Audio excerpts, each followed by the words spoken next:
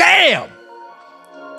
When jealousy meets envy, you get what you saw last night. Caitlin Clark being shunned out of the game, iced out of the game, ignored, teammates refusing to pass her the ball. We got Angel Reese taking it coast to coast, Caitlin Clark right next to her, refusing to give her the ball, going, pushing, giving it to Dearica Hamby, and the ball it's a turnover. Basketball is supposed to be simple. Put the ball in your best playmaker's hands, let the offense breathe, and everything else falls into place. But lately, something feels off. When Caitlin Clark shares the floor with Angel Reese, the player driving the spotlight somehow ends up on the outside looking in. Fans are picking up on the awkward possessions, the missed connections, the passes that never come. It raises a bigger question. What are we really watching unfold? Is it a tactical decision, a coincidence, or is there something deeper simmering beneath the surface? This is gonna be tough. Kahleah Copper's never passed the ball a day in her life. Angel Reese is playing the point guard.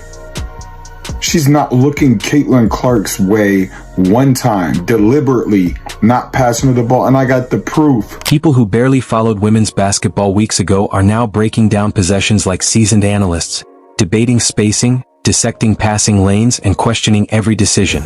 It's the kind of attention leagues spend decades trying to build. And yet, somehow, it arrives instantly the moment Caitlin Clark touches the floor. Of course, a total and complete mess from the perspective of wanting to watch Caitlin Clark go out there and do what Caitlin Clark does, which is 17-12 in her first game back in 239 days. But nah, of course, we saw that agenda at work right in front of our faces yesterday during the game. People bringing up conspiracy theories. Every time Caitlin Clark steps onto the court in a national jersey, something almost absurdly predictable happens. The energy inside the arena surges. The cameras lock in like there's nowhere else worth looking. And social media lights up instantly, buzzing like a power grid in the middle of a thunderstorm. What we saw yesterday was the definition of jealousy meeting envy. And the number one culprit of that, my darling angel, you're my darling angel. We couldn't get through 2 games without this issue rearing its ugly head. Meanwhile, somewhere in the background of this rapidly expanding spotlight stands Angel Reese, looking like someone who showed up to a birthday party only to realize the cake has someone else's name written on it.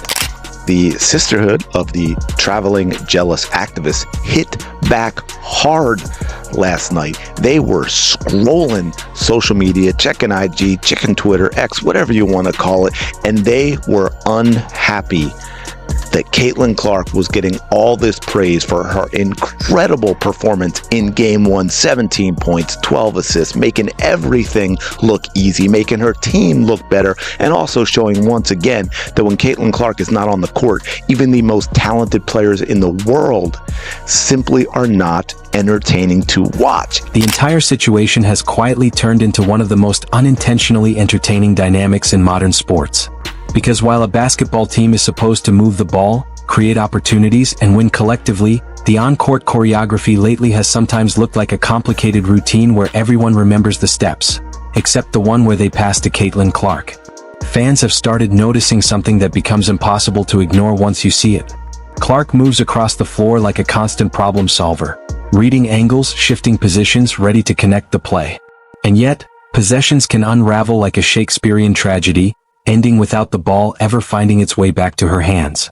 And here's the strange part, Clark isn't exactly hiding. She's not behind the scorer's table in disguise.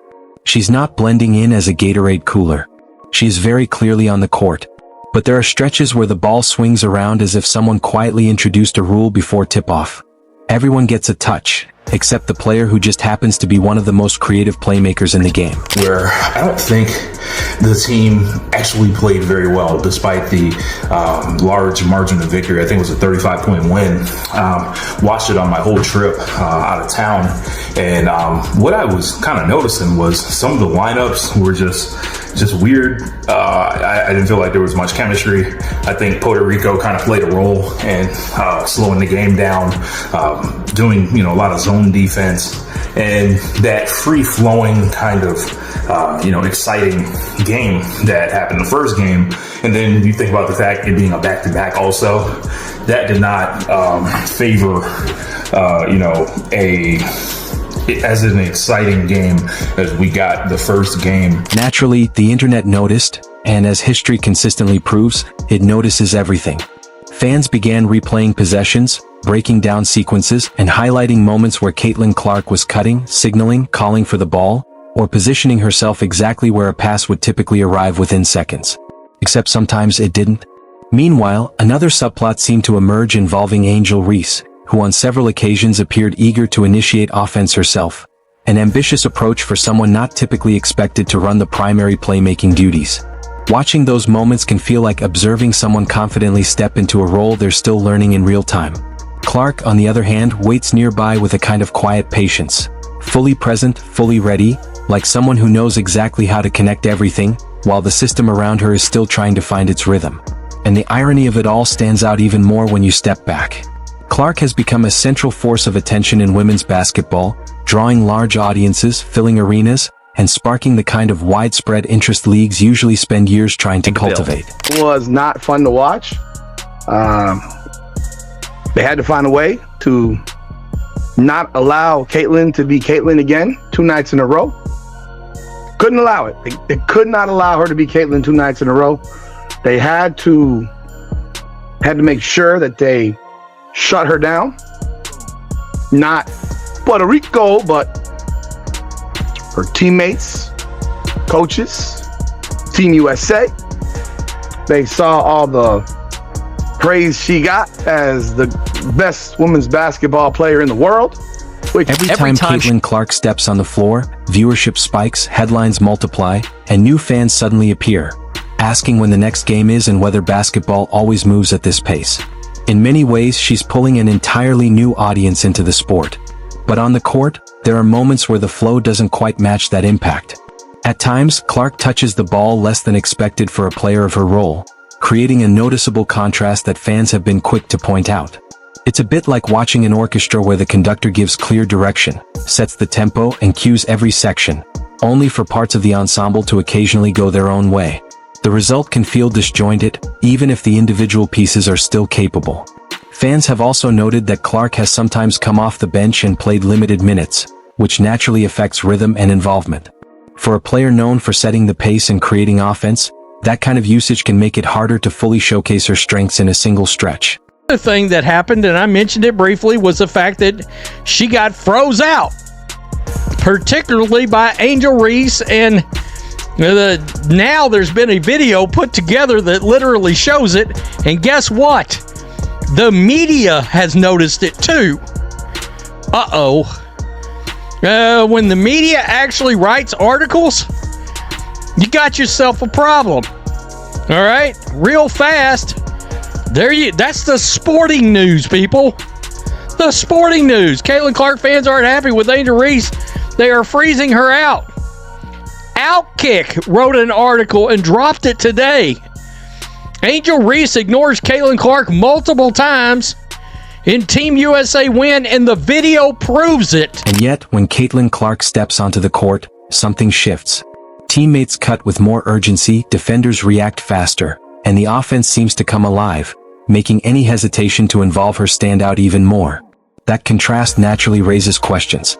Is what we're seeing purely strategy and circumstance, or are there subtle emotional layers at play? Sports history is full of moments where talent, attention, and roles don't align perfectly, and where competition and ego inevitably intersect. Sometimes the tension shows up in the smallest details: a delayed pass, a missed look, a split-second decision. At the same time, Angel Reese brings her own strengths and approach to the game. She plays with intensity, rebounds aggressively, pushes the pace, and looks to initiate offense when given the opportunity. That kind of competitive drive is essential at the highest level. Neither style is inherently right or wrong, but when they intersect within the same possession, the result can feel like a group project where everyone wants control of the opening lines. And that's where the broader narrative becomes even more compelling. Two high-level competitors, each with their own identity, navigating how to coexist within the same spotlight. But you can see a difference in how this game got played. You can see how slow and boring and sleepy, and if Puerto Rico was actually any good, this would have been a competitive game because we did not, as a country, Team USA did not look good. Caitlin Clark finished with 8 points, 1 assist, 2 rebounds. Probably the fewest amount of assists that Caitlin Clark has had in a full game, or at least a good portion of game in a long time in her life, maybe ever. She didn't get that assist until there was about 90 seconds left in the game.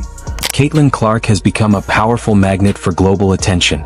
Angel Reese, meanwhile, has built her reputation as a fierce, confident competitor who thrives in physical, high-energy play. Put those personalities together on the same team, factor in a limited rotation and the weight of national expectations, and suddenly every possession, every pass or missed pass, starts to feel like a story within the story. Fans watching at home begin analyzing each sequence closely, almost like detectives trying to piece together clues from every play. Naturally, that kind of situation leads to theories. Maybe it's timing. Maybe it's chemistry still developing. Maybe it's simply two strong styles trying to sync up, like musicians learning how to play in the same key. But what's undeniable is the impact. When Clark steps into the spotlight, she draws attention that radiates across the entire arena. Even people who have never followed women's basketball find themselves tuning in, drawn by the buzz surrounding her deep shooting range, passing creativity, and ability to control the pace of a game. They come in curious. They stay because the style of play is compelling. And in the process, the league gains new fans who are discovering just how exciting the sport can be. That kind of attention carries real value for the game, the players, and the growth of the league as a whole. Huge game yesterday. She got a lot of attention. She got a lot of notoriety off her game on social media and YouTube, Twitter, X, things like that. And it was the first day that people actually talked about the WNBA. They had a segment about the WNBA in a long time. Even though the WNBA is going through all this labor negotiations, yesterday was the first time big networks did a segment on WNBA business. On certain possessions, the ball still seems to hesitate before finding its way back to the very player drawing much of the attention, Caitlin Clark. That's why conversations around Angel Reese and her role in those sequences keep resurfacing. When Reese grabs a rebound and pushes the ball up the floor with confidence, fans naturally look toward Clark and wonder whether the next pass will come.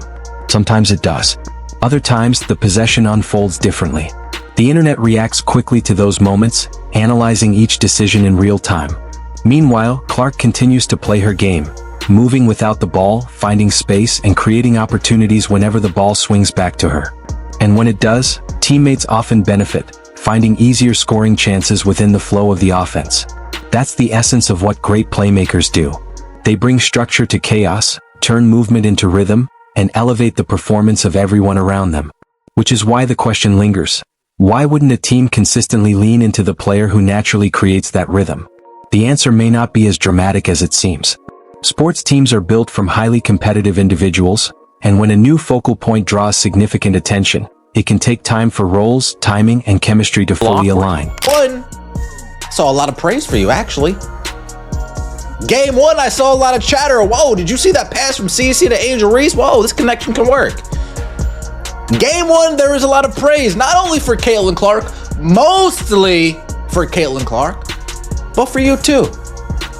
So why do we come into Game 2 trying to ruin all of that? Why do we come into Game 2 seemingly with an agenda at hand? And that agenda was, damn, I gotta take the spotlight off her somehow. The ball tends to find the players who make the best decisions with it, and Caitlin Clark has built her reputation on making those decisions quickly and creatively. That's why every possession carries a sense of anticipation for fans. Will the offense flow through her vision? Will the ball swing back into her hands? Or will another play unfold where one of the most dynamic playmakers on the floor is less involved than expected? At the same time, Angel Reese brings intensity, rebounding, and physical presence that can absolutely influence a game. Her style contributes in different, but still valuable, ways to a team's performance. The conversation around this team, though, often centers on how those styles fit together within a modern offense. Clark's ability to read the game and create opportunities naturally stands out, which is why moments where she's less involved tend to draw attention. That contrast is what keeps fans engaged. They're not just watching plays, they're watching how roles, decisions, and chemistry evolve in real time. And with the level of attention already surrounding the game, those details don't go unnoticed.